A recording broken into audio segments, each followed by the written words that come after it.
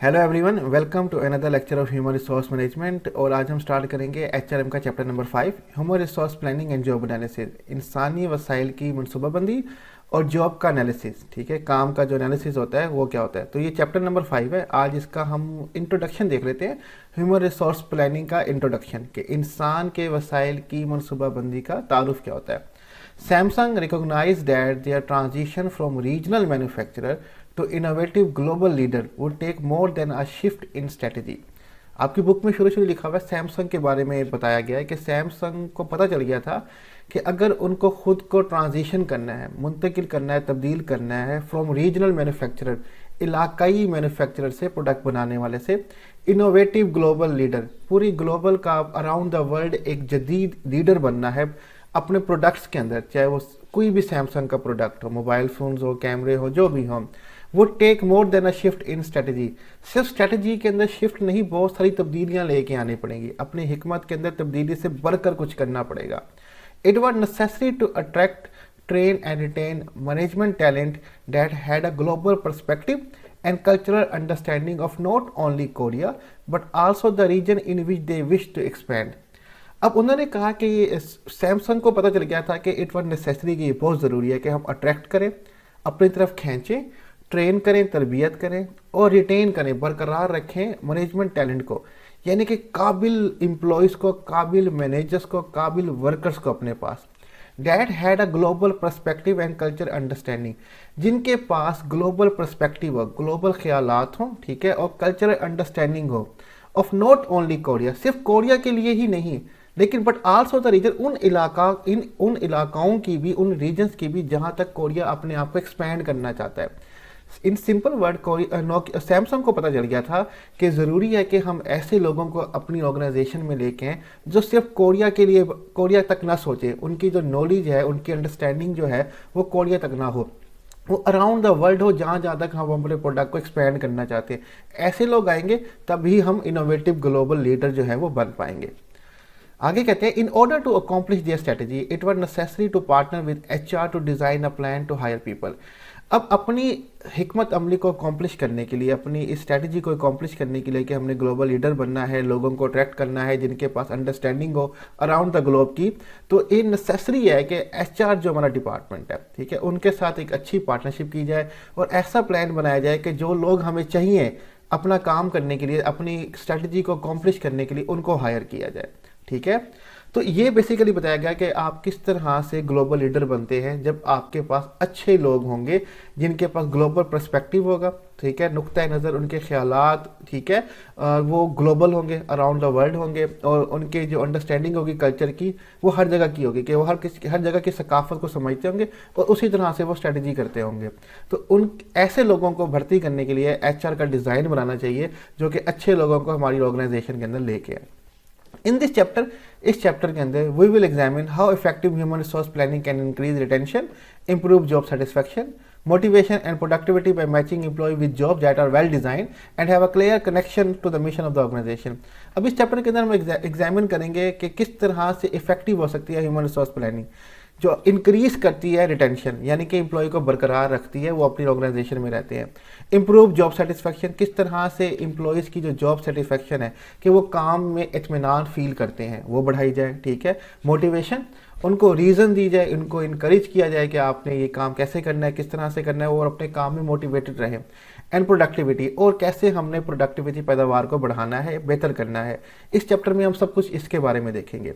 Bye matching employee with job, ये अब कैसे होगा, ये सब चीज़ें कैसी होंगी, रिटेंशन कैसे होगी, जॉब सेटिस्फेक्शन कैसे होगा, इसमें हम करेंगे जो एम्प्लॉयज़ के हैं, एम्प्लॉयज़ जो है उनकी स्किल्स को उनकी जॉब के साथ मैच करेंगे और उनको वही काम करने को कहेंगे जो उनके लिए बना है। ठीक है, और हमें कनेक्शन करना है कि एम्प्लॉय जो जॉब कर रहे हैं वो ऑर्गेनाइजेशन के मिशन को पूरा करें।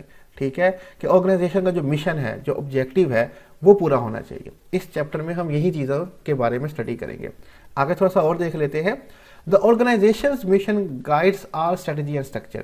The link between the mission and the work people do should be clear on every level।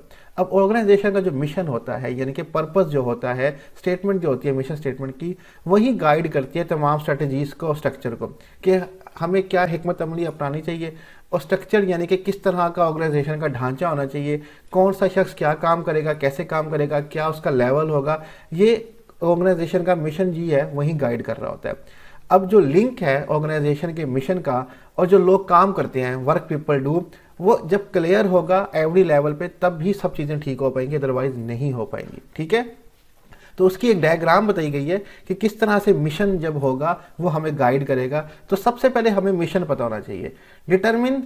Determining what business the organization will be, कि बिजनेस क्या कारोबार कर रही है हमारी ऑर्गेनाइजेशन, उसके कारोबार का मकसद क्या है, वो करती क्या है, क्या काम है उसका, ये क्लियर होना चाहिए। ठीक है, फिर objectives and goal, setting goals and objective. ठीक है, जब हम मिशन स्टेटमेंट को या मिशन को ब्रेक डाउन करते हैं छोटे पार्ट में, तो हमारे गोल्स और ऑब्जेक्टिव बन जाते हैं। तो हमें सेट करने हैं हमारे गोल्स और ऑब्जेक्टिव क्या क्या हैं। जैसे किसी शख्स ने डॉक्टर बनना है, ठीक है, उसका एक मिशन है कि मुझे डॉक्टर बनना है, लोगों के लिए कुछ करना है, भलाई के लिए कुछ करना है, तो वो अपने गोल्स और ऑब्जेक्टिव बनाएगा कि मैट्रिक में इतने मार्क्स, बायो रख के फिर एफएससी में इतने मार्क्स वगैरह वगैरह, तो ये अचीव होंगे तो मैं वहाँ तक पहुँच पाऊंगा।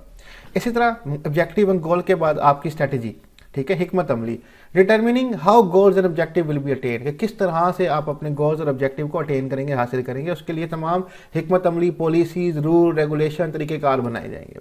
स्ट्रक्चर, ढांचा बनाया जाएगा। Determining what jobs need to be done and by whom, कि क्या क्या काम करना है और किसने करना है। ठीक है, कौन मैनेजर होगा, कौन एम्प्लॉई होगा, कौन सीईओ होगा, कौन सीएफओ होगा, कौन मार्केटिंग का ऑफिसर होगा, कोई फाइनेंस का चीफ होगा, क्या क्या काम है और कौन कौन वो करेगा, ये सब यहाँ पे स्ट्रक्चर में बनाया जाता है। और finally people, matching skills, knowledge and ability to require job, और फिर जो मैचिंग स्किल, हमें लोगों की जो स्किल्स हैं, महारतें हैं, उनका जो नॉलेज है और उनकी जो काबिलियत, एबिलिटीज़ है, उनको जॉब के साथ मैच करना है। ठीक है, तब भी हमारे ऑर्गेनाइजेशन के ऑब्जेक्टिव जो है वो पूरे हो पाएंगे। यही हमारा मिशन जो है हमें गाइड करता है कि हमें क्या स्ट्रेटजी अपनानी है और किस तरह से स्ट्रक्चर हमने बनाना है। तो हम ह्यूमन रिसोर्स प्लानिंग में यही देखेंगे कि किस तरह से लोगों को हमने ऑर्गेनाइजेशन में लेके आना है जो टैलेंटेड है, किस तरह से उनको रिटेन करना है, किस तरह से जॉब सेटिस्फेक्शन होगी, ये सारी डिटेल हम इस चैप्टर में आगे डिटेल में देखेंगे। तो आज का लेक्चर यहीं पे हमारा एंड होता है। ये एक इंट्रो था, आपकी बुक का पहला और दूसरा पेज है, तो उसी को हमने क्लियर कर दिया है। आई होप कि आपको लेक्चर की समझ आ गई होगी।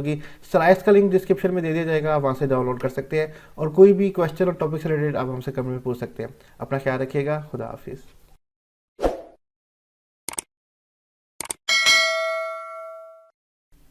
Hello everyone, welcome to another lecture of Human Resource Management, and today our topic is linking organization strategy to Human Resource Planning।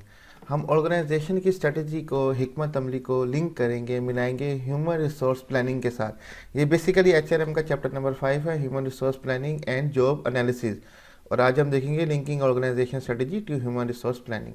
तो स्टार्ट करते हैं। Human resource planning, the purpose of human resource planning is to determine what the organization's current employee requirement are as well as anticipate need for the future। अब human resource, इंसानी वसाइल की planning, इसका मकसद क्या है? ठीक है, अब इसका पर्पस जो है ह्यूमन रिसोर्स प्लानिंग का इज टू डिटरमिन, ये पता लगाना है what the organization current employment requirement, कि ऑर्गेनाइजेशन की मौजूदा एम्प्लॉयमेंट की, रोज़गार की ज़रूरियात क्या है, रिक्वायरमेंट क्या है। ठीक है, कितने लोग चाहिए काम करने के लिए, उनमें क्या क्या स्किल्स, क्या क्या एबिलिटीज़, क्या क्या डिग्रीज होनी चाहिए, ये तमाम चीज़ों के बारे में मालूमात करना और एंटिसिपेट करना, अंदाज़ा लगाना फ्यूचर में हमें कितनी एम्प्लॉयमेंट की रिक्वायरमेंट होगी। ठीक है, ये ह्यूमन रिसोर्स प्लानिंग के अंदर आ जाता है कि करंट में कितनी चाहिए और फ्यूचर में कितनी चाहिए होगी। असेसिंग करंट ह्यूमन रिसोर्स, अब अंदाज़ा लगाना और जायज़ा करना अपनी करंट ह्यूमन रिसोर्स का, ये भी ह्यूमन रिसोर्स प्लानिंग का एक हिस्सा हो जाता है। Assessing current human resource begin by developing a profile of the organization current employees। अब करंट ह्यूमन रिसोर्स की जो असेसिंग, अंदाज़ा लगाना है, इसकी शुरुआत तब हो जाती है जब हम डेवलप करते हैं प्रोफाइल, लिस्ट बनाते हैं ऑर्गेनाइजेशन की करंट एम्प्लॉयज़ की, कि अभी फ़िलहाल ऑर्गेनाइजेशन के एम्प्लॉय कितने हैं, क्या क्या काम करते हैं, क्या क्या स्किल्स हैं और क्या क्या उनकी जॉब्स की डिस्क्रिप्शन, तफसील वगैरह है पड़ी, ये सब चीज़ें बनाई जाती हैं। This internal analysis include identifying the number of people and skill necessary to support business plan and evaluating the skills and strength of current staff। ये जो इंटरनल एनालिसिस किया जाता है, अंदरूनी तज्जिया या जायज़ा किया जाता है एम्प्लॉयज़ का, इसमें क्या क्या इंक्लूड करते हैं कि आइडेंटिफाई करें नंबर ऑफ़ पीपल, कि सबसे पहले पता करें कितने तादाद है लोगों की जो हमारे पास काम कर रहे हैं, and skills necessary to support business plan, और क्या स्किल्स चाहिए, क्या काबिलियत चाहिए हमें जो सपोर्ट करे बिजनेस प्लान को, कि उन लोगों के अंदर क्या काबिलियत होनी चाहिए जो हमारे कारोबार के मंसूबे हैं उनको सपोर्ट करें, and evaluating skills and strength of current staff, और हमारे करंट स्टाफ की स्किल्स क्या है, उनको उनकी ताकतें क्या हैं, हमें ये भी एवेल्युएट करना है। क्या बेहतरी आनी चाहिए, वो बेहतरी फिर ले आएंगे, अगर वो ठीक काम कर रहे हैं तो फिर इसी तरह चलने देंगे। ठीक है, आगे कंटिन्यू करते हैं। Assessing current human resource continue हो रहा है। Human resource information system HRIS software make it easier for most organization to generate an effective and detailed human resource inventory report। Human resource information system आजकल software आए हुए हैं, हर organisation इस्तेमाल करती है, जो ऑर्गेनाइजेशन के काम को बहुत ही आसान बना देती है। To generate an effective and detail human resource inventory report, जिसमें ह्यूमन रिसोर्स इंसानी वसाइल की जो रिपोर्ट है, जो लिस्ट है, इन्वेंटरी है, वो बनाना बड़ा आसान हो जाता है। उनकी तमाम डिटेल्स, कितने लोग काम कर रहे हैं, क्या काम करते हैं, उनकी सैलरी क्या है, सारी उनकी परफॉर्मेंस कैसी जा रही है, सब कुछ इस सॉफ्टवेयर के अंदर बना दिया जाता है। The report generate by HRIS human resource information system has complete detail about employees education, training, current position, performance record, salary packages and specialized skill etcetera. अब जो रिपोर्ट जनरेट होती है ये ह्यूमन रिसोर्स इंफॉर्मेशन सिस्टम के तहत, जो एक software है, इस पर कंप्लीट डिटेल होती है एम्प्लॉय की एजुकेशन की, कि उसकी तालीम क्या है, उसकी ट्रेनिंग क्या है, तरबियत क्या हुई है या क्या होनी है, करंट पोजीशन क्या है, अभी वो क्या काम कर रहा है, किस ओहदे पे है, उसकी कारकर्दगी का रिकॉर्ड क्या है, उसके सैलरीज पैकेजेस क्या है, और वो किस स्किल्स में माहिर है। तमाम की तमाम इंफॉर्मेशन इस सॉफ्टवेयर से जनरेट हो जाती है। HRIS is computerized system that assist in processing of human resource information। जो HRIS सिस्टम है ये कंप्यूटराइज सिस्टम है जो असिस्ट करता है, मदद करता है HRM की इंफॉर्मेशन प्रोसेस के अंदर, कि जो ह्यूमन रिसोर्स मैनेजमेंट वालों को मालूमात चाहिए वो आराम से ये सॉफ्टवेयर जो है उनको फराहम कर देता है। जिस तरह आजकल इन्वेंट्री मैनेजमेंट सॉफ्टवेयर है, एक मेडिकल स्टोर पर आप जाते हैं, मेडिसिन बताते हैं, वो कंप्यूटर पर टाइप करता है और लिखा हुआ आ जाता है कि ये मेडिसिन इतनी पड़ी है या इतनी नहीं पड़ी, तो उस मेडिसिन के बारे में तमाम इन्फॉर्मेशन उनके पास फ़ौरन आ जाती है। इसी तरह ये सॉफ्टवेयर जो है एम्प्लॉय के लिए बनाए जाते हैं, उनकी इन्वेंटरी के लिए, उनकी तमाम इन्फॉर्मेशन के लिए। आगे कंटिन्यू करते हैं। Assessing current human resource continue हो रहा है। सक्सेशन प्लानिंग, सक्सेशन प्लानिंग के अब किस शख्स को प्रमोट करना है, किसी की जगह खाली हो रही है, कोई रिटायर हो रहा है या कोई नई जगह आई है, तो उसके लिए बंदे को ऊपर हमने लेके जाना, उसकी पोजीशन फिल करनी है। तो succession planning identifying employee that are ready to move into management position, ये मालूम करना कि कौन से एम्प्लॉय जो हैं अब वो इस काबिल हैं या वो रेडी हो चुके हैं कि वो मैनेजमेंट की पोजीशन पे जा सके। ठीक है, यानी कि वो अब अपर पोजीशन पे जा सके।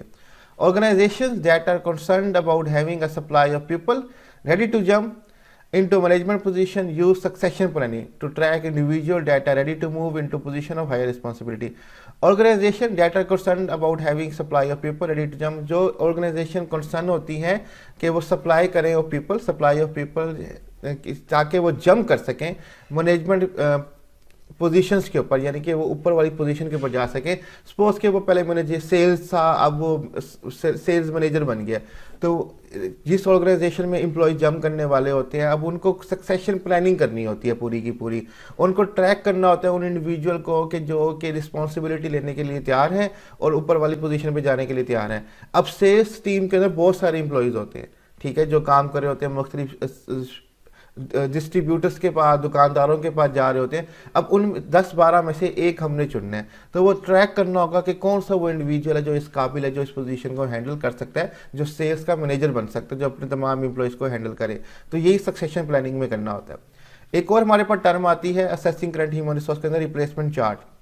Human resource management HRM organizational chart indicating position that may become vacant in the near future and the individual who may fill the vacancies। Replacement chart ये वो ऑर्गेनाइजेशन का चार्ट है ह्यूमन रिसोर्स के अंदर जो कि इंडिकेट करता है, जो बताता है कि मुस्तकबिल के अंदर, फ्यूचर के अंदर कौन सी पोजीशन जो है वो खाली होने वाली है और कौन वो शख्स है जो इस पोजीशन को हम भर सकता है। इस तरह से चार्ट बना दिए जाते हैं कि मिसाल के तौर पर ये शख्स इस एज में या इस वक्त रिटायर हो जाएगा, ये शख्स इस वक्त छोड़ के जाने वाला है, उसने पहले रिज़ाइन दे दिया है, महीने 2 महीने में छोड़ जाएगा, और उसकी जगह कौन सा शख्स है जो कि इस काबिल है, ये चार्ट में सारी डिटेल होती है। तो ये हमारे पास रिप्लेसमेंट चार्ट हो जाता है। असेसिंग करंट ह्यूमन रिसोर्स जो है वो यहाँ पे कंप्लीट हो चुका है, जो एक ऑर्गेनाइजेशन की स्ट्रेटजी हम ह्यूमन रिसोर्स प्लानिंग के साथ लिंक कर रहे हैं। नेक्स्ट हमारे पास आता है determining the demand of labour. हमें पता लगाना है कि हमारे पास डिमांड कितनी है, लेबर की तलब कितनी है, हमें कितने लेबर चाहिए काम करने के लिए। Once the assessment of organization current human resource situation has been made, it's time to develop projection of future of human resource need। एक बार असेसमेंट हो जाए, जायज़ा हो जाए ऑर्गेनाइजेशन के करंट ह्यूमन रिसोर्स का, मौजूदा इंसानी वसाइल की सिचुएशन का, जब ये सब कुछ हो जाए, अब हम डिवेल्प करते हैं projection of future human resource need. हम अब तजवीज़ बनाते हैं, हम अंदाज़ा लगाते हैं कि फ्यूचर के अंदर ह्यूमन रिसोर्स की नीड क्या होगी, इसके बारे में हम तजवीज़ बना देते हैं, इसके बारे में हम रिपोर्ट बना देते हैं। This means performing a year-by-year analysis for every significant job level and type, creating human resource inventory. These inventory are usually comprehensive and complex. अब इसका मतलब यह है कि performing year by year analysis, जो साल दर साल हम एनालिसिस करते हैं हर जॉब की, हर सिग्निफिकेंट जॉब की लेवल का और उसके टाइप का, कि जॉब की लेवल क्या है, उसका टाइप क्या है, उसके बारे में तमाम हम एनालिसिस कर रहे होते हैं। Creating a human resource inventory, उसके लिए हम इंसानी वसाइल की इन्वेंट्री लिस्ट बना रहे होते हैं कि कौन सा शख्स कौन सी डिग्री के साथ क्या क्या काम कर सकता है और किस टाइप की जॉब वो कर सकता है। ये जो इन्वेंट्रीज होती हैं, ये जो एम्प्लॉय की इन्वेंट्रीज होती हैं, लिस्ट होती हैं, ये बड़ी कॉम्प्रिहेंसिव वसी होती हैं और कॉम्प्लेक्स पेचीदा होती हैं। ठीक है, इनकी डिटेल बताई जाती है कि यार ये फ़लाँ जॉब है, इस लेवल की जॉब है, इस टाइप की जॉब है, और ये शख्स जो इस काबिलियत के साथ इसको फिल कर सकता है। तो ये चीज़ बड़ी कॉम्प्रिहेंसिव डिटेल में बनाई जाती है और कॉम्प्लेक्स वसी पेचीदा भी होती है। Predicting the demand for workers require analysis of relevant variables such as change in sale, volume, economic factors, available technology, employee turnover rates, industry growth and demographic of the community and workforce। अब predict करना, forecast करना कि demand for workers की तलब कितनी होगी future के अंदर, इसमें हमें एनालिसिस करने पड़ते हैं बहुत सारे वेरिएबल्स, यानी कि बहुत सारे फैक्टर अपनी ऑर्गेनाइजेशन के हवाले से।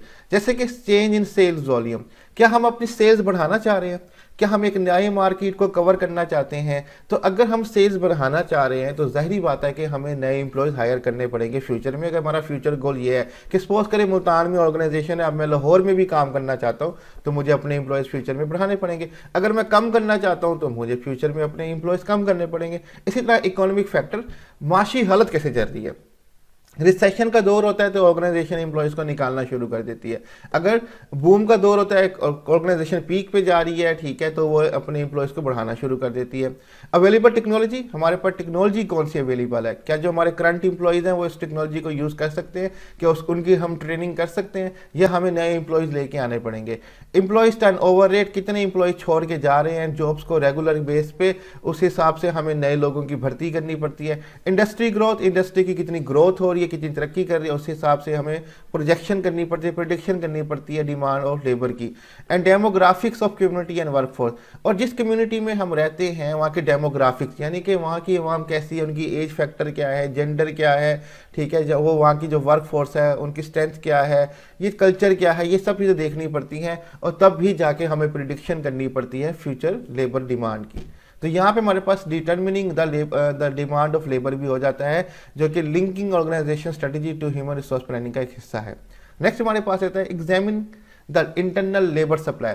हमें एग्जामिनिंग करनी है इंटरनल लेबर सप्लाई के अंदर से ही, हमारी ऑर्गेनाइजेशन के अंदर से ही कोई हमें लेबर मिल जाए, कोई जगह खाली हो जाए, कोई ट्रांसफ़र यहाँ से वहाँ कर दे, ठीक है, एक यूनिट से दूसरे यूनिट में। तो इस तरह से भी हम अंदर ही अंदर से लेबर की सप्लाई कर सकते हैं अपनी ऑर्गेनाइजेशन के, हमें बाहर से किसी को हायर करने की ज़रूरत ना पड़े।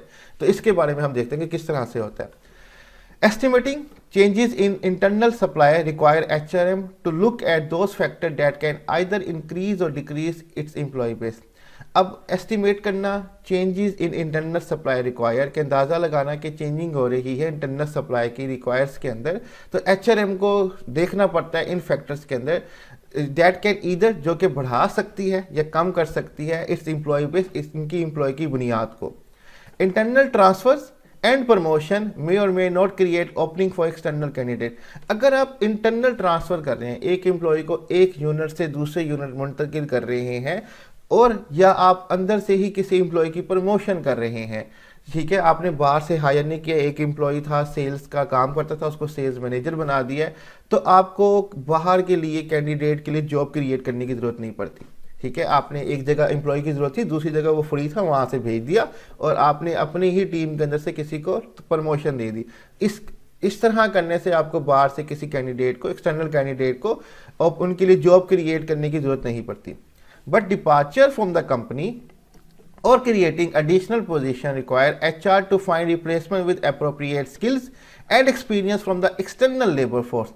लेकिन डिपार्चर, अगर कोई कंपनी ही छोड़ के जा रहा है, कंपनी से ही रुखसत हो रहा है, डिपार्चर हो रहा है, या और क्रिएटिंग एडिशनल पोजीशन, हम कोई एक एक्स्ट्रा पोजीशन बना रहे हैं जो कि कोई एम्प्लॉय फिल नहीं कर सकता, तब एचआर को एक अच्छी रिप्लेसमेंट चाहिए होती है, बेहतरीन मुतबादिल चाहिए होता है, जिसके पास अप्रोप्रिएट स्किल्स हो, काबिलियत हो, एक्सपीरियंस हो, तजर्बा हो, एक्सटर्नल लेबर फोर्स से, बैरूनी जगह से, फिर हमें बाहर से लोगों को हायर करना पड़ेगा। Decrease in the internal supply can come about through retirement, dismissals, transfer out of the unit, layoffs, voluntary quits, sabbaticals, prolonged illness और death। अगर हम चाहते हैं कि इंटरनल सप्लाई कम कर दी जाए और बाहर से लोगों को ज़्यादा हायर किया जाए, तो उसके लिए सबसे पहले तो रिटायरमेंट का होना ज़रूरी है कि लोग रिटायरमेंट लेना शुरू करते हैं। जब रिटायरमेंट होगी तभी हम बाहर से ले सकेंगे। डिसमिसल, किसी को नौकरी से निकाल दें, फिर आप बाहर से लेना शुरू कर देंगे, आपको इंटरनल सप्लाई की जो है वो डिक्रीज़ हो जाएगी, ठीक है, आपकी इंटरनल सप्लाई डिक्रीज हो जाएगी, तब आपको बाहर से लेना पड़ेगा। Transfer out of the unit, अगर आप किसी को यूनिट से ही बाहर ट्रांसफर कर देते हैं, ले ऑफ टेम्परेरी किसी को निकाल देते हैं, तब आपको इंटरनल सप्लाई की जरूरत जो है वो कम पड़ेगी, आपको बाहर से लेने पड़ेंगे। वॉलंटरी क्विट, कोई खुद से छोड़ के चला जाता है। सबैटिकल्स, ये सबैटिकल एक लीव होती है जो कि यूनिवर्सिटीज़ के टीचर्स को अक्सर दी जाती है कि वो फर्दर स्टडी के लिए यूनिवर्सिटी से जाना चाहते हैं, तो यूनिवर्सिटी उनको लीव भी देती है और उनकी सैलरी भी देती रहती है, इसको सबैटिकल्स कहा जाता है। प्रोलॉन्ग्ड इलनेस, काफ़ी लंबे तक की बीमारी है, इलाज करवाना है, तो आपको लीव चाहिए, तो ऑर्गेनाइजेशन आपको लीव देगी, तो इंटरनल सप्लाई डिक्रीज होगी, आपको बाहर से कोई मंगवाना पड़ेगा, या आपकी डेथ हो जाती है, मौत हो जाती है। Some of these occurrences are obviously easily to protect than other, ये जो रीजन हैं ये इजीली प्रिडिक्ट कर देती हैं कि हमें लेबर चाहिए होगा अदर देन कोई दूसरी रीजंस हो, ठीक है। तो ये हमारे पास हो जाता है examining the internal labour supply. Next हमारे पास आ जाता है where will new worker come from, कहाँ से नए वर्कर आएंगे, ये जानना बड़ा ज़रूरी हो जाता है कि नए वर्कर्स हमने कहाँ से लेके आने हैं। क्या कॉलेजेस यूनिवर्सिटीज़ में जाके ढूंढने हैं, या सोशल मीडिया पे ऐड दे देनी है, न्यूज़पेपर पे ऐड दे देनी है, या किसी दूसरी कंपनी के एम्प्लॉयज़ को हमने खींचना है, ये बातें बड़ी इंपॉर्टेंट हो जाती है कि where will new workers come from. From high school and colleges graduate other than school may also include men and women seeking full or part-time works, students seeking work to pay for their education or support themselves while in school, employees returning from military service, job seeker who have recently laid off and so on। High school से लेके college graduate तक हमें student चाहिए होते हैं। इनके अलावा other than schools के अलावा, कॉलेजेस के अलावा हम इंक्लूड कर सकते हैं कि कहाँ से नए एम्प्लॉयज़ आएंगे, वो वुमेन या वो मैन, वो मर्द या औरत जो सीख कर रहे हैं फुल टाइम पार्ट जॉब, जो कि पास आउट हो चुके हैं या पहले से कहीं ना कहीं जॉब ढूंढ रहे हैं, उनको जॉब मिल सकती है। जिनको फुल जॉब चाहिए, पार्ट टाइम जॉब चाहिए। स्टूडेंट्स सीकिंग वर्क टू पे देयर एजुकेशन, कुछ ऐसे तालिब इल्म जो अभी पढ़ रहे हैं लेकिन अपनी एजुकेशन की फीस पे करने के लिए काम करना चाहते हैं, तो यहाँ से भी हमें वर्कर मिल सकते हैं। और स्पोर्ट जेम से वायलेंस स्कूल या अपने स्कूल्स में स्पोर्ट करना चाहते हैं, तो इनको भी हम रख सकते हैं जॉब के लिए। एम्प्लॉय रिटर्निंग फ्रॉम मिलिट्री, कोई एम्प्लॉय मिलिट्री का कोर्स पूरा करने गया था, वो मिलिट्री सर्विस से वापस आ रहा है, तो वहाँ से उसको अब जॉब करनी है, तो वहाँ उसको भी हम जॉब दे सकते हैं। Job seeker who have recently laid off and so on, कोई जॉब सीकर है जिसने अभी कोई पिछली जॉब छोड़ी है और अब वो जॉब चाहता है, तो वहाँ से भी हमारे पास लोग आ सकते हैं जिनको हम हायर कर सकते हैं। इसी तरह से सो ऑन और भी बहुत से लोग हैं जो जॉब कर सकते हैं। कोई रिटायर हो जाता है एक ऑर्गेनाइजेशन से, तो दूसरी ऑर्गेनाइजेशन प्राइवेट भी उसको हायर कर सकते हैं, क्योंकि प्राइवेट में रिटायरमेंट की कोई खास एज नहीं होती। तो वो जैसे कि हमारे आर्मी वाले रिटायर्ड होते हैं, वो किसी भी इदारे के हेड जाके बन जाते हैं, ठीक है। तो रिटायरमेंट के बाद भी लोगों को अक्सर नौकरी मिल जाती है। तो यहाँ से हम स्कूल, कॉलेजेस, कहीं से भी कोई मैन है, कोई वुमेन है जो सर जॉब चाहता है, या कोई मिलिट्री सर्विस से वापस आया जॉब चाहता है, तो यहाँ से हमें लोग मिल जाते हैं जहाँ पे जॉब करना चाहते हैं। Matching labour demand and supply, match करना लेबर की तलब को और उनकी सप्लाई को, ठीक है, ये भी एक इंपॉर्टेंट ऑर्गेनाइजेशन स्ट्रेटजी है जो ह्यूमन रिसोर्स प्लानिंग के साथ लिंक की जाती है। The objective of employment planning is to bring together the forecast of future demand for workers and the supply of human resource both current and future. अब मकसद क्या है एम्प्लॉयमेंट प्लानिंग का, रोजगार की प्लानिंग का, एम्प्लॉय की प्लानिंग का, कि हम ब्रिंग कर सकें together forecast of future demand, के फ्यूचर में हमारी एम्प्लॉय की डिमांड क्या होगी, हमारे वर्कर्स की डिमांड क्या होगी, तलब क्या होगी, और सप्लाई कितनी है ह्यूमन रिसोर्स की, इंसानी वसाइल की सप्लाई कितनी है। ठीक है, इन दोनों को मैच करना बड़ा ज़रूरी होता है, यही मकसद होता है एम्प्लॉयमेंट प्लानिंग का। जो लोग हमें चाहिए वो अवेलेबल भी होने चाहिए, बहुत करंट मौजूदा सूरत हाल में भी, फ्यूचर की सूरत हाल में भी। ओवरस्टाफिंग में mean organization has too many employees और एम्प्लॉयज विद रॉन्ग स्किल। अगर आपकी ऑर्गेनाइजेशन में ओवर स्टाफ हो गया, ज़्यादा लोग काम कर रहे हैं, हमारे गवर्नमेंट इदारों में ऐसे ही होता है, काम ज़्यादा लोग हायर किए हुए होते हैं और काम कुछ नहीं कर रहे होते, वेले बैठे होते हैं। तो इसी तरह अगर ऑर्गेनाइजेशन के अंदर ओवर स्टाफिंग हो जाए, एम्प्लॉय की तादाद बहुत बढ़ जाए, या आपने, इसका मतलब ये हो सकता है कि आपने या तो ओवर स्टाफिंग कर ली है या आपने गलत लोगों को भर्ती कर लिया, जिसकी वजह से आपको नए लोगों को भी भर्ती करना पड़ेगा उनका काम करने के लिए। व्हेन दिस हैपन, जब ये होता है, HRM must downsize the workforce also का reduction in the force downsizing. तो ह्यूमन रिसोर्स मैनेजमेंट को डाउन साइज करना पड़ता है, अपनी वर्कफोर्स को कम करना पड़ता है, नीचे की तरफ लेके आना पड़ता है, जिसमें यानी कि अपने इंप्लॉयज को निकालना पड़ेगा। आल्सो का रिडक्शन इन द फोर्स, इसको रिडक्शन इन द फोर्स भी कहा जाता है, RIF, कि अपनी वर्कफोर्स के अंदर कमी करना, डाउन साइजिंग करना, उनको कम कर देना। तो ये हम सप्लाई और डिमांड को मैच कर रहे हैं कि तलब इतनी है, समटाइम कम होती है, डिमांड ज़्यादा होती है तो हमें बाहर से ज़्यादा चाहिए होते हैं, समटाइम डिमांड कम होती है, हमारे पास पहले से ज़्यादा इंप्लॉयज़ होते हैं तो उनको फिर निकालना पड़ जाता है। ठीक है, फाइनली हमारे पास डायग्राम है एम्प्लॉयमेंट प्लानिंग की एंड स्ट्रेटेजिक प्लानिंग प्रोसेस की। ठीक है, एम्प्लॉयमेंट प्लानिंग और स्ट्रेटेजिक प्लानिंग प्रोसेस की पूरा एक ढांचा दिया हुआ है कि ये किस तरह से काम करता है। ठीक है, एम्प्लॉयमेंट प्लानिंग और ऑर्गेनाइजेशन की स्ट्रेटेजिक प्लानिंग जो होती है, सबसे पहले डिफाइन ऑर्गेनाइजेशन मिशन, के ऑर्गेनाइजेशन का मकसद क्या है, हमें ये डिफाइन करना पड़ता है। डिफाइन करने के बाद हमें स्टैब्लिश करने पड़ते हैं ऑर्गेनाइजेशन के गोल्स एंड ऑब्जेक्टिव, कि जब हम मिशन को टुकड़ों में डिवाइड करते हैं तो वो गोल्स और ऑब्जेक्टिव बन जाते हैं हमारे। ठीक है, उसमें करना है। फिर क्या करना है, असेस करंट ह्यूमन रिसोर्स, कि हमारी मौजूदा एम्प्लॉय की रिसोर्सेज वसाइल कितने हैं, इनका हमने अंदाज़ा तज्जिया करना है, जायज़ा करना है। HRM जॉब एनालिसिस, जॉब का तज्जिया करना है कि जॉब है क्या, जॉब में तफसील क्या है, जॉब में ड्यूटीज़ क्या होंगी, क्वालिफिकेशन क्या चाहिए होंगी, जॉब की क्या क्या रिक्वायरमेंट है, वो सारी पता लगाना। इसके बाद हमें डिमांड फॉर लेबर, डिमांड की तलब कितनी है, हमें वो पता करना है, और ह्यूमन रिसोर्स की सप्लाई कैसी है, आने वाले स्टूडेंट्स कैसे हैं, उनके वसाइल कैसे हैं, लेबर कैसी है, उनका पता लगाना है। Compare demand for the supply of human resource, फिर हमें मैच करना है, कंपेयर करना है डिमांड की और सप्लाई की ह्यूमन रिसोर्स की, और उनके बारे में हमें कंपैरिजन करना है। जब ये हो जाए तो डिमांड एक्सीड सप्लाई तो रिक्रूटमेंट, सप्लाई एक्सीड डिमांड तो रिडक्शन। अगर डिमांड बढ़ जाए सप्लाई से, कि जब हमारे पास जो लेबर है वो उनकी तलब और हो हमारे पास, तो हम हायर करेंगे, जितनी है वो कम है, हमें और चाहिए तो हम हायर करेंगे। लेकिन हमारे पास लेबर ज़्यादा है, जितनी हमें चाहिए उससे ज़्यादा, सप्लाइड एक्सीड डिमांड, के सप्लाई ज़्यादा है लेकिन डिमांड कम है, तो हम फिर रिडक्शन करना, डाउन साइजिंग करना शुरू कर देंगे, निकालना शुरू कर देंगे एम्प्लॉय को। तो ये employment planning and strategic planning process को डायग्राम के अंदर समराइज कर देंगे, जो हमने सारा पढ़ा है यहाँ पे अभी तक। ठीक है, तो यहीं पर हमारा आज का लेक्चर जो है वो इख्तिताम पे पहुँचता है, दी एंड होता है। स्लाइड्स का लिंक मैं डिस्क्रिप्शन में दे दूँगा, वहाँ से डाउनलोड कर सकते हैं। कीप सब्सक्राइबिंग भी, मुझे आपके सब्सक्राइबर्स की बहुत ज़्यादा तलब है, ताकि सब्सक्राइबर बढ़ेंगे तो मुझे भी मोटिवेशन मिलेगी ज़्यादा काम करने की। तो कोई भी क्वेश्चन हो टॉपिक से रिलेटेड, आप कमेंट में हमसे पूछ सकते हैं। अपना ख्याल रखिएगा, खुदा हाफिज़।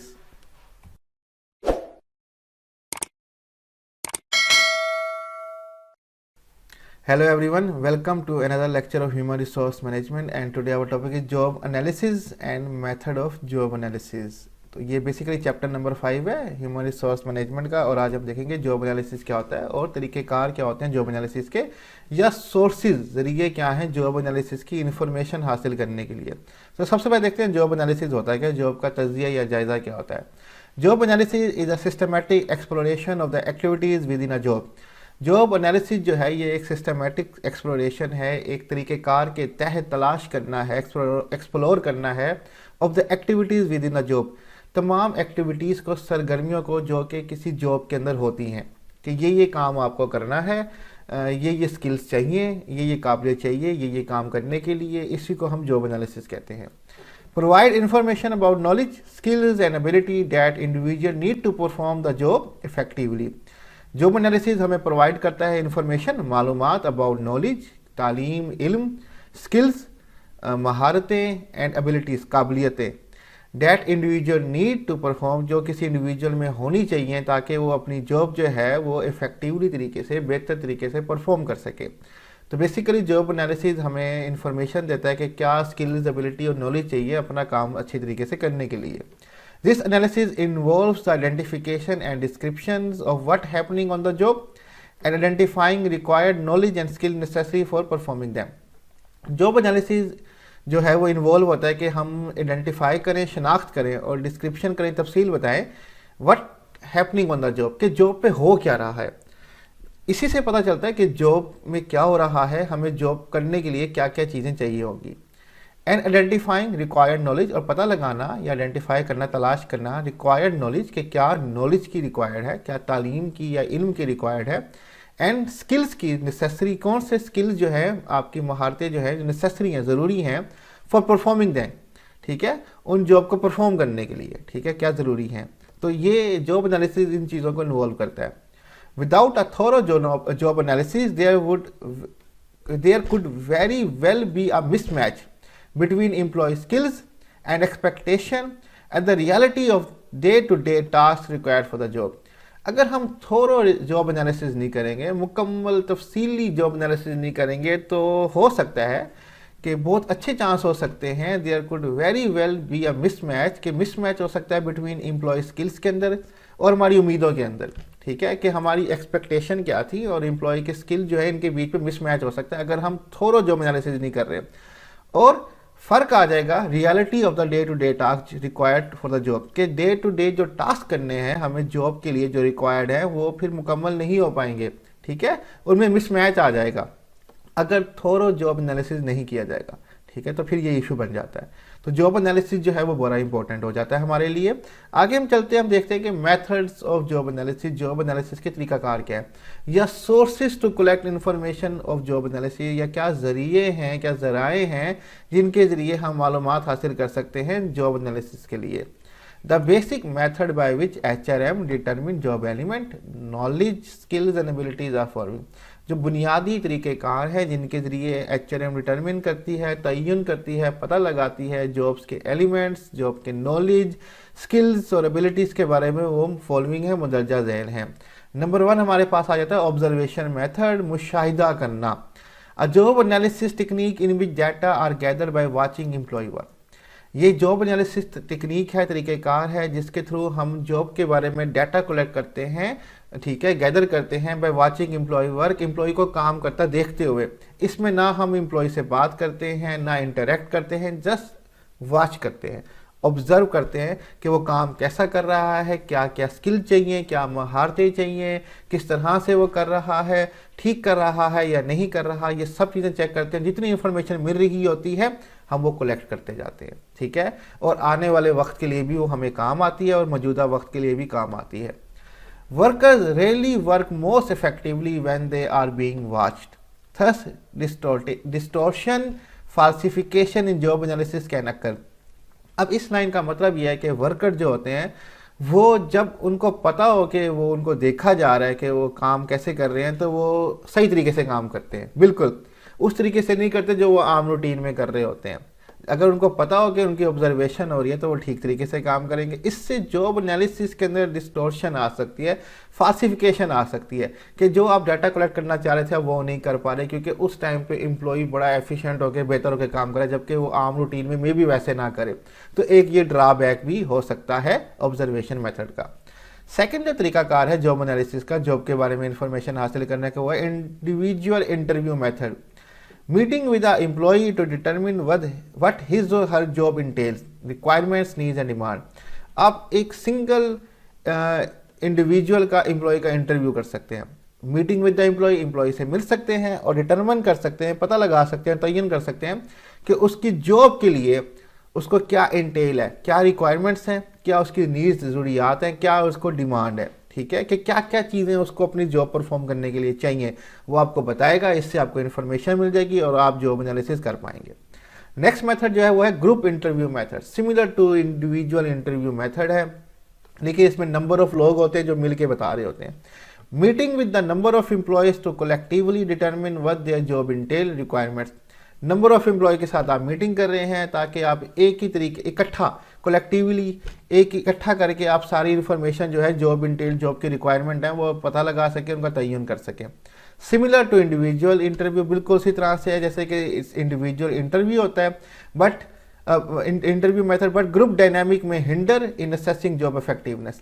लेकिन ग्रुप डायनामिक कि ग्रुप जो है उसमें मुख्तलिफ तरह के लोग होते हैं, ठीक है, उसमें चेंजिंग होती है, हर किसी की अपनी ओपिनियंस होती हैं, तो वो रुकावट पैदा हो सकती है इन असेसिंग जॉब इफेक्टिवनेस। जॉब के अंदाजे के बारे में आप इफेक्टिवनेस जो बेहतर तरीके से तासीर है उसमें कमी आ जाएगी कि जॉब एनालिसिस जो आप कर रहे हैं उसकी तासीर में कमी आ जाएगी, बिकॉज हर किसी की अपनी ओपिनियन होती है, डायनामिक ग्रुप स्ट्रक्चर होता है, तो जब इकट्ठा इंटरव्यू लेते हैं तो ये रुकावट बन सकती है।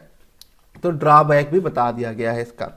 फोर्थ हमारे पास है स्ट्रक्चर्ड क्वेश्चनियर मेथड। एक प्री प्लान क्वेश्चनियर आप सवालनामा बना दिया जाता है, ठीक है, और उसके बारे में पूछा जाता है। A specifically design questionnaire on which employee check or rate the task they perform in their job.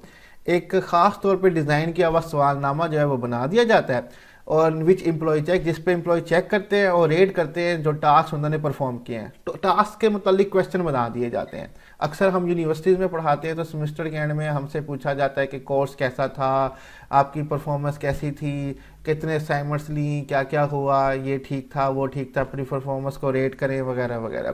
तो इस तरह से एक सवालनामा दे दिया जाता है जिस पे एम्प्लॉय चेक करते हैं, अपनी परफॉर्मेंस को रेट करते हैं कि हमने अपनी कारकर्दगी कैसे पेश की, और उसमें कुछ यस नो, कुछ सेटिस्फाइड डिससेटिस्फाइड और कुछ डिटेल में आंसर करने वाले क्वेश्चंस होते हैं। तो इसके थ्रू एक स्ट्रक्चर क्वेश्चनियर के थ्रू एम्प्लॉय से सारी इंफॉर्मेशन ले ली जाती है। Not being asked follow up question to clarify the information received make the job analysis ineffective. जब आप फॉलो अप क्वेश्चन नहीं करते, उनसे रीज़न नहीं पूछते कि उन्होंने ऐसा क्यों किया या क्या वजह थी ये आंसर करने की, जब क्लैरिफिकेशन ना हो जो इन्फॉर्मेशन रिसीव्ड हुई है वो क्यों हुई है, उसकी वजह क्या थी, तो जॉब एनालिसिस में इनइफेक्टिवनेस आ सकती है कि जॉब एनालिसिस सही तरीके से नहीं हो सकता, कुछ उसमें गड़बड़ या इश्यूज आ सकते हैं। तो ये एक ड्रॉबैक है स्ट्रक्चर क्वेश्चनियर मेथड का कि आपने क्वेश्चनियर तो भेज दिया, लोगों ने जवाब भी दे दिए, लेकिन फॉलो अप क्वेश्चन नहीं किए उन आंसर की बेस पे, तो ये एक ड्रॉबैक है। नेक्स्ट मेथड जो है पांचवा हमारे पास वो है टेक्निकल कॉन्फ्रेंस मेथड, ठीक है। This method use supervisors with extensive knowledge of the job specific. इस मेथड के थ्रू, टेक्निकल कॉन्फ्रेंस मेथड के थ्रू जो है यूज किए जाते हैं सुपरवाइजर, ठीक है, आप मैनेजर्स कह सकते हैं, सुपरवाइजर कह सकते हैं, जिनके पास उस जॉब के बारे में एक्सटेंसिव नॉलेज होता है, जॉब की तफसीलात के बारे में उनके पास एक्सटेंसिव गहरा नॉलेज होता है जो कि वो आके शेयर करते हैं। Job characteristics are obtain from expert. Job की खसूसियात जो हैं वो उस एक्सपर्ट से उनके बारे में पूछा जाता है और खसूसियात को ऑब्टेन किया जाता है, पता लगाया जाता है। This method often overlook the present worker perspective about what and how they do their job. लेकिन अब ये जो मेथड है ये बाज़ औक़ात ओवरलुक कर जाता है, ये इग्नोर कर देता है जो करंट वर्कर्स हैं उनके पर्सपेक्टिव को, उनके नुक्ते नज़र को, उनके नज़रिए को कि वो किस तरह से जॉब करते हैं और क्या काम करते हैं। क्योंकि एक सुपरवाइज़र होता है वो अपने हिसाब से सोच रहा होता है। जिस तरह हम टीचर्स बच्चों को पढ़ा रहे होते हैं, हमें गुस्सा आ रहा होता है कि बच्चों को समझ क्यों नहीं आ रहा, ये क्यों नहीं हमारी बात समझ रही, इनको जल्दी पिकअप क्यों नहीं कर रहे, हमें तो फ़ौरन समझ आ जाता है। हम असल में टीचर्स होते हैं तो हम अपने नुक्ते नज़र से देख रहे होते हैं कि ये चीज़ तो बड़ी आसान है, लेकिन स्टूडेंट्स के लिए वो चीज़ मुश्किल होती है। इसी तरह जब सुपरवाइज़र बता रहा होता है जॉब के बारे में, ऐसा करना है, ऐसा करना है, या यूँ होना है, तो वो अपने करंट वर्कर्स को, उनके पर्सपेक्टिव को इग्नोर कर देता है कि वो किस तरह जॉब करना चाहते हैं या उनका क्या नुक्ता नज़र है जॉब के बारे में। तो ये एक ड्रॉबैक इसमें भी हो जाता है।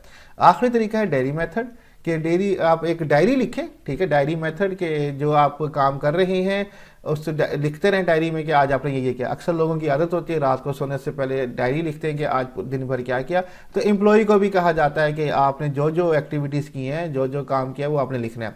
Analysis method requiring job incumbent employee currently on job to record their daily activities.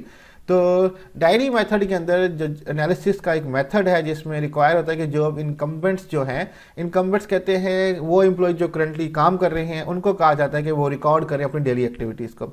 आजकल डायरी में नहीं लिखा जाता, लोग मोस्टली रिकॉर्ड करते हैं, वीडियो रिकॉर्डिंग करते हैं कि क्या क्या एक्टिविटीज़ करें, या वॉइस रिकॉर्डिंग करते हैं कि वो क्या क्या उन्होंने आज किया, ठीक है। तो ये एक तरीका कार होता है जिससे जॉब के बारे में सारी इन्फॉर्मेशन आपको मिल जाती है। तो ये बेसिकली मेथड है हमारे पास जॉब एनालिसिस के 6 हमारे पास तरीक़ेकार थे जो कि एंड हो जाते हैं। स्लाइड्स का लिंक मैं डिस्क्रिप्शन में दे दूंगा, वहाँ से डाउनलोड कर सकते हैं और कोई भी क्वेश्चन और टॉपिक से रिलेटेड आप हमसे कमेंट में पूछ सकते हैं। अपना ख्याल रखिएगा। खुदा हाफिज़।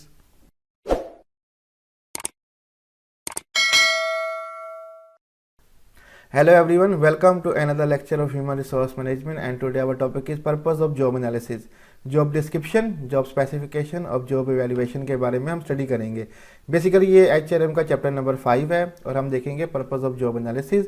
Job analysis generate 3 outcomes: job description, job specification and job evaluation. जब भी हम जॉब का एनालिसिस करते हैं, जायज़ा या तज्जिया करते हैं, तो उसके 3 आउटकम जनरेट होते हैं, 3 रिजल्ट हमें, 3 नताइज हमें मिलते हैं। एक होता है जॉब डिस्क्रिप्शन। डिस्क्रिप्शन कहते हैं तफसील, जॉब की तफसील, ठीक है, कि जॉब है क्या, जॉब में क्या क्या करना होगा। जॉब स्पेसिफिकेशन, जॉब की रिक्वायरमेंट क्या होगी, ठीक है। जैसे कि आप लोग पहले पीसी में वीडियो गेम्स वगैरह खेलते थे, आज के दौर में भी मोबाइल में गेम्स खेलते हैं, तो उस गेम्स की स्पेसिफिकेशन होती है कि इस गेम को चलाने के लिए इतनी रैम, इतना प्रोसेसर, इतना 3D कार्ड वगैरह चाहिए होगा, तभी ये गेम चलेगी। इसी तरह जॉब की भी रिक्वायरमेंट्स होती है, जिसको जॉब स्पेसिफिकेशन कहा जाता है। एंड जॉब इवैल्यूएशन, जॉब का अंदाज़ा लगाना, उसकी कदर लगाना, उसकी वैल्यू फाइंड करना। ये 3 रिजल्ट हमारे पास आते हैं जॉब एनालिसिस से। तो सबसे पहले देखते हैं जॉब डिस्क्रिप्शन, जिसको कहा जाता है जॉब की तफसील। A statement indicating what a job require, need और demand. It should accurately portray job content, environment and condition of employment. ये जॉब डिस्क्रिप्शन बेसिकली स्टेटमेंट होती है, तहरीर होती है, जो इंडिकेट करती है व्हाट जॉब रिक्वायर, जो हमें बताती है कि जॉब को क्या रिक्वायर है, ठीक है। नीड, उसकी ज़रूरियात क्या हैं, और डिमांड, उसकी तलब क्या है, ठीक है। It should accurately portray job content. Job statement, job description को बिल्कुल सही तरीके से पोर्ट्रे करना चाहिए, बताना चाहिए कि जॉब का कंटेंट क्या है, मीन्स कि आपको जॉब के अंदर करना क्या होगा। Environment and condition of employment, रोज़गार का माहौल क्या होगा और उसकी कंडीशंस क्या होंगी, शराइत क्या होंगी, जो कि आपको माननी पड़ेंगी, रूल्स और रेगुलेशन क्या होंगे, ठीक है। एक्यूरेटली पोर्ट्रे करना है कि जॉब कंटेंट, जॉब के अंदर आपको करना क्या है, ठीक है, ये पता होना चाहिए, उसका माहौल और उसकी शराइत क्या होंगी। There is no standard format of job description but common format include. कोई स्टैंडर्ड फॉर्मेट या कोई मेयारी हमारे पास ढांचा नहीं है जॉब डिस्क्रिप्शन का, लेकिन कॉमन जो फॉर्मेट होता है, ढांचा हमारे पास होता है, उसमें ये चीज़ें इंक्लूड होती हैं। आपकी बुक में डिटेल में जॉब डिस्क्रिप्शन का फॉर्मेट बनाया हुआ है, हमने एक छोटा सा बना दिया। सबसे पहले जॉब टाइटल, ठीक है, जॉब का टाइटल होता है जो यूजुअली डिस्क्राइब करता है nature and duties of job, के नेचर क्या है, फितरत क्या है जॉब की, और उसकी ड्यूटीज़ क्या होंगी, फ्राइज क्या क्या आपको अंजाम करने होंगे, ये बताता है, ठीक है। दूसरा जो हमारे पास टाइटल होता है वो होता है job identification. Location of job, who the person to report, identification code. Location of job, आपकी जॉब किस लोकेशन पे है, इस लोकेशन को आप कह सकते हो कि किस जगह पे है और ऑर्गेनाइजेशन के किस हिस्से के अंदर है, क्या वो मार्केटिंग में है, क्या वो फाइनेंस में है, क्या वो प्रोडक्शन में है, क्या वो HR के अंदर है। लोकेशन ऑफ जॉब कहाँ होगी, जगह कहाँ है, और ऑर्गेनाइजेशन के अंदर आपकी लोकेशन कहाँ होगी। Who the person report to, किस शख्स को आपने रिपोर्ट करना होगा, ठीक है, ये भी उसमें मेंशन होगा, ठीक है। आपका बॉस कौन होगा। आइडेंटिफिकेशन कोड, या इसको जॉब कोड कहा जाता है, कि आपका आइडेंटिफिकेशन का एक कोड होगा जो आपको दे दिया जाएगा, जिससे आपकी शनाख्त हो जाएगी, ठीक है। Job duties, list of job duties in order of importance. हमने जॉब टाइटल में भी जॉब ड्यूटीज़ का जिक्र किया, लेकिन डिटेल में जॉब ड्यूटीज़ अलग से एक हेडिंग होती है, जिसमें लिस्ट बना दी जाती है आपकी जॉब की ड्यूटीज़ की, उनकी इंपॉर्टेंस के मुताबिक, कि सबसे पहले ड्यूटी ये है, फिर ड्यूटी दूसरी ये है, तीसरी ये है, एक्सेट्रा। तो आपकी लिस्ट बना दी जाती है जॉब के फ़राइज़ की, उनकी इंपॉर्टेंस की बुनियाद पर। Finally some time job description के अंदर जॉब स्पेसिफिकेशन भी डाल दिया जाता है, जबकि ये एक अलग स्टेटमेंट है, लेकिन सम टाइम जॉब डिस्क्रिप्शन के अंदर भी ब्रीफली पूछ दिया जाता है कि personal qualification necessary to perform duty, कि क्या क्वालिफिकेशंस आपके पास होनी चाहिए जो ज़रूरी हैं ड्यूटीज़ को परफॉर्म करने के लिए। ये हमारे पास जॉब डिस्क्रिप्शन यहाँ पे हो जाता है। नेक्स्ट हमारे पास है जॉब स्पेसिफिकेशन। जॉब की रिक्वायरमेंट क्या है, ठीक है, स्पेसिफिकेशंस क्या है। अ statement indicating the minimal acceptable qualification incumbent current employee must possess to successfully perform the essential duty of the job। ये एक तहरीर होती है जो इंडिकेट करती है कि कम से कम कबूल करने वाली क्वालिफिकेशन इनकम्बेंट में क्या होनी चाहिए, कि करंट एम्प्लॉय में क्या होनी चाहिए, ठीक है, तो ही वो काम करने के लिए काबिल है या काबिल फिर नहीं होगा, कि कम से कम क्या क्वालिफिकेशन उसकी होनी चाहिए, ठीक है। मस्ट पोजेस, उसके पास होनी चाहिए टू सक्सेसफुली परफॉर्म, के वो कामयाबी के साथ कारकर्दगी अदा कर सके असेंशियल ड्यूटीज़ ऑफ जॉब, जो जॉब की ज़रूरी फ़राइज़ हैं पड़े। मिनिमम उसके लिए क्वालिफिकेशन एक्सेप्टेबल क्या है, जॉब स्पेसिफिकेशन हमें वो बताता है। Job specification identifies relevant knowledge, skills education, experience, certificate and abilities required on the job. Job specification identify करता है, ये तयन करता है, ये पता लगाता है कि क्या रेलेवेंट नॉलेज चाहिए आपको जॉब के लिए, क्या स्किल्स चाहिए, क्या महारतें चाहिए आपको, ठीक है। एजुकेशन, क्या तालीम चाहिए आपको।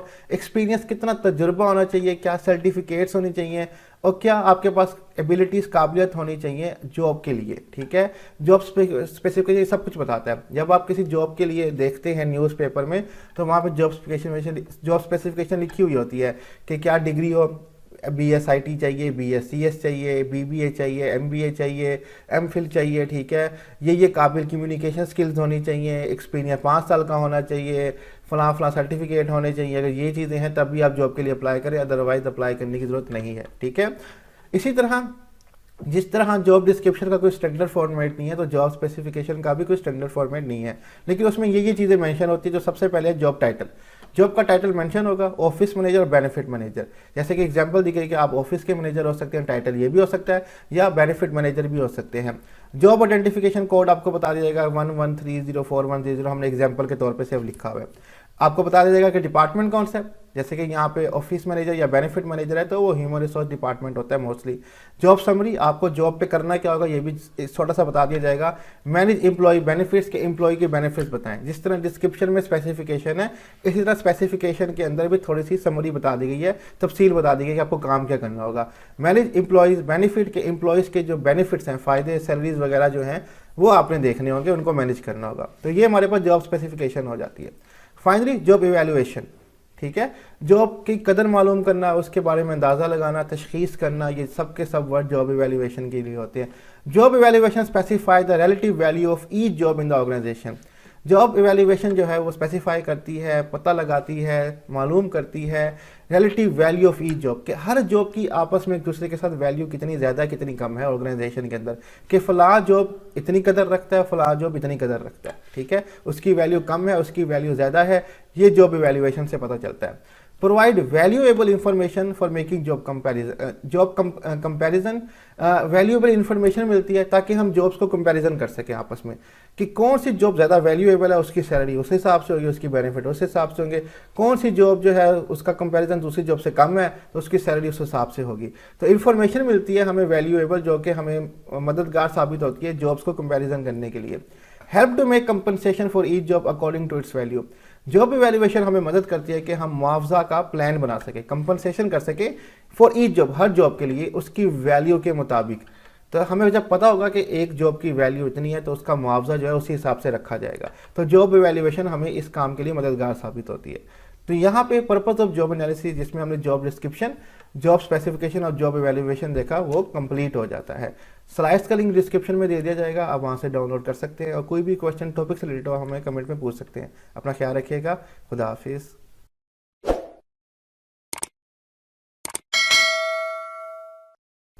Hello everyone, welcome to another lecture of Human Resource Management and today our topic is Job Design Creating Better Jobs. Job Design क्या होता है, जॉब का ढांचा, जॉब का स्ट्रक्चर क्या होता है, क्रिएटिंग बेटर जॉब, और अच्छी जॉब बनाना, जॉब को बेहतर बनाना, इंटरेस्टिंग बनाना, इसके बारे में हम स्टडी करेंगे, ठीक है। तो सबसे पहले हम देख लेते हैं कि जॉब डिज़ाइन क्या होता है, डिटेल देख लेते हैं। Job design refers to the way the position and the task of jobs are organized. Job design refer करता है तरीक़ेकार से जिसमें हम जॉब की पोजीशन और जॉब के जो टास्क हैं, उसके काम हैं, उनको ऑर्गेनाइज करते हैं, तरतीब करते हैं कि जॉब की पोजीशन क्या है, उसका स्टेटस क्या है, उसमें क्या क्या काम हमने करने हैं, उनकी तरतीब करते हैं, उनको ऑर्गेनाइज करते हैं। It describe what task are included, ये हमें बताता है कि कौन कौन से काम जो हैं, टास्क जो है इंक्लूड करते हैं जॉब के अंदर। How and when the task are done and any factor that affect the work, such as in what order the tasks are completed and the condition under which the tasks are completed. How, कैसे, and when the task are done, और कब हमने काम करना है, कौन सा काम कैसे करना है और कब करना है, ये भी हमें जॉब डिज़ाइन में पता चलता है। एनी फैक्टर, कोई भी ऐसे फैक्टर या नासी जो है असरअंदाज कर रहे हो वर्क को, वो भी देखना होता है। जैसे कि in what order the task are completed, कि किस ऑर्डर में, तरतीब में हमने काम करने हैं, कि पहले कौन सा काम करना है फिर कौन सा काम करना है, उसकी तरतीब बनानी है। And the condition under which the task are completed, और कौन सी शराइत हैं, कंडीशंस हैं जिनके अंडर हमें टास्क करना पड़ेगा। ये सब बातें जॉब डिज़ाइन में एक्सप्लेन कर दी जाती हैं। Problem arise when the employees don't feel a sense of accomplishment after completing the task. मसला तब पैदा होता है जब एम्प्लॉय को कोई महसूस ना हो कि उसने अकम्पलिशमेंट हासिल किया, कामयाबी हासिल किया जॉब को कंप्लीट करने के बाद, टास्क को कंप्लीट करने के बाद। टू प्रिवेंट दिस, इससे बचने के लिए job needs to be design so that task have a clear purpose. Job को इस तरह से डिज़ाइन करना चाहिए कि जो उसके टास्क है, उसके काम है, उनके क्लियर पर्पस होने चाहिए, कि आपको क्लियर मकासद पता हो कि इससे ये फ़ायदा होगा और वो कंपनी के मिशन से रिलेट करते हों। जब मकसद पता होगा कि काम का ये है, इससे ये फ़ायदा होने वाला है, तो फिर आपको सेंस ऑफ अकॉम्प्लिशमेंट भी फील होगी, अदरवाइज़ नहीं होगी। अब जॉब के किस तरह से डिज़ाइन करें कि जो हमारी जॉब हो वो बेटर हो, हमें ज़रा मज़ा आए काम करते हुए, उसके मुख्तलिफ तरीके हैं। सबसे पहले हमारे पास आ जाता है जॉब इनलार्जमेंट। इनलार्जमेंट कहते हैं तोसी करना, काम को फैला देना। Job enlargement is adding additional activity within the same level to an existing role. Job enlargement कहते हैं कि एडिशन कर देना, ऐड कर देना एडिशनल एक्टिविटीज़ को, इजाफी सरगर्मियों को within the same level to an existing role. जो आप काम कर रहे हैं, जो आपका किरदार है, उसी लेवल की जॉब में आपके काम में इजाफा कर देना और आपकी सरगर्मियाँ बढ़ा देना। This mean that a person will do more different activities in their current job. अब इसका मतलब यह है कि जो पर्सन है वो और काम करेगा और मुख्तलिफ एक्टिविटीज़ करेगा अपने किरदार के हिसाब से अपनी करंट जॉब के अंदर। फॉर एग्जाम्पल, मिसाल के तौर पे, a production employee who are responsible for bolting a part of a wheel together now bolted the whole wheel together and attach it to the axle. मिसाल दी गई है कि एक ऑटोमोबाइल कंपनी है, ठीक है, वहाँ पे प्रोडक्शन एम्प्लॉई है कि प्रोडक्शन के अंदर एक एम्प्लॉई काम करता है हु आर रिस्पॉन्सिबल, जिसकी जिम्मेदारी है for bolting part of a wheel together, कि जो व्हील्स के पार्ट हैं उनके नट यानी कि बोल्टिंग करना, उनके नट को टाइट करना। डिफरेंट पार्ट्स ऑफ व्हील्स हैं, उनके पार्ट्स को जो है बोल्टिंग करना, उनके नट टाइट करना, ठीक है, उनके चीज़ें बनाना, यानी कि ठीक है, अब ये भी कह सकते हैं। लेकिन अब now bolted the whole wheel together, लेकिन अब उसको पूरा व्हील जो है वो बोल्ट करना है, ठीक है, and attach it to the axle, और उसको गाड़ी के या व्हीकल के एक्सल के साथ अटैच करना है। ये काम भी अब उसके साथ लगा दिया गया है। अब ये किया जा रहा है कि उसके काम को मोर इंटरेस्टिंग किया जा सके। लेकिन अब इससे होगा क्या? This often requires additional training and may increase motivation. अब इससे क्या होगा कि एडिशनल ट्रेनिंग करनी पड़ेगी एम्प्लॉय की, हो सकता है कि वो मोटिवेट भी हो ये ट्रेनिंग करने के लिए। The problem arises when several mundane boring task are added together. लेकिन प्रॉब्लम तब होती है जब बहुत सारे बोरिंग टास्क को ऐड कर दिया जाए एक साथ, ठीक है। मंदेन एक डिफिकल्ट वर्ड है, आप उसके लिए बोरिंग भी लिख सकते हैं। जब टास्क बोरिंग हो तो फिर प्रॉब्लम अराइज होना शुरू हो जाती है। Worker perceive the new task have more work and motivation doesn't improve. और वर्कर समझता है कि जो ज़्यादा हमें टास्क दे दिया गया है, ये टास्क इजाफी कर दिया गया, ये हमारे लिए काम को बढ़ा रहा है, और वो बिल्कुल भी मोटिवेट नहीं होता, उसकी मोटिवेशन में ज़रा भी इंप्रूवमेंट नहीं आती, उसमें इंकरेजमेंट नहीं आता, ठीक है। तो सम टाइम जॉब इनलार्जमेंट के साथ ये हो जाता है। नेक्स्ट जो तरीकाकार है हमारे पास क्रिएटिंग बेटर जॉब के लिए, इंटरेस्टिंग जॉब क्रिएट करने के लिए, वह जॉब इनरिचमेंट। जॉब की एडवांसमेंट कर देना, बेहतर कर देना, ठीक है। Expanding job content to create more opportunity for job satisfaction. Job के कंटेंट को एक्सपेंड कर देना, फैला देना, बेहतर कर देना, ताकि अपॉर्चुनिटी क्रिएट हो जॉब सेटिस्फैक्शन की, ठीक है, कि एम्प्लॉय समझे कि हाँ अब मैंने बेहतर काम किया, उसको इत्मीनान भी फील हो। फ्रेडरिक हर्ट्जबर्ग अमेरिकन साइकोलॉजिस्ट है जिसने मोटिवेशन थ्योरीज भी दी हुई हैं, नफ्सियात के प्रोफेसर हैं, अमेरिका के हैं। उन्होंने सजेस्ट किया, तजवीज़ दी that the best way to motivate employee is through job enrichment, कि जो बेहतरीन तरीका है एम्प्लॉय को मोटिवेट करने का वो है through job enrichment.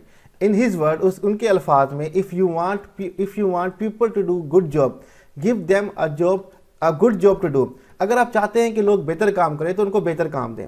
If you want people to do a good job give them a good job to do. अगर आप चाहते हैं कि लोग बेहतर काम करें तो उनको बेहतर काम दें, ठीक है, गुड जॉब दें, अच्छा काम दें, तब भी वो अच्छा काम करेंगे।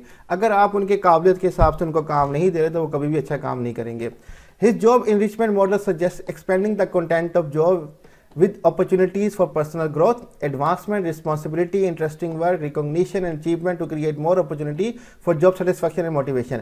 अब फ्रेडरिक हर्ट्जबर्ग के मुताबिक जो उन्होंने जॉब इनरिचमेंट का मॉडल दिया, वो कहते हैं कि आप जॉब के कंटेंट को, जॉब की ड्यूटीज़ को इस तरह एक्सपेंड करें कि वो अपॉर्चुनिटी पैदा करे पर्सनल ग्रोथ की, एम्प्लॉय की ज़ाती जो है वो तरक्की होनी चाहिए, एडवांसमेंट, आगे बढ़ के उसको काम करना चाहिए, उसकी पोजीशन में एडवांसमेंट हो, तरक्की हो, रिस्पॉन्सिबिलिटी, उस पर जिम्मेदारी है, इंटरेस्टिंग वर्क, काम दिलचस्प होना चाहिए, रिकॉग्निशन, काम की पहचान होनी चाहिए, एंड अचीवमेंट, और काम की कामयाबी भी होनी चाहिए। जब ये सब होगा तब भी जॉब सेटिस्फैक्शन और मोटिवेशन की अपॉर्चुनिटीज़ जो हैं वो पैदा हो पाएंगी।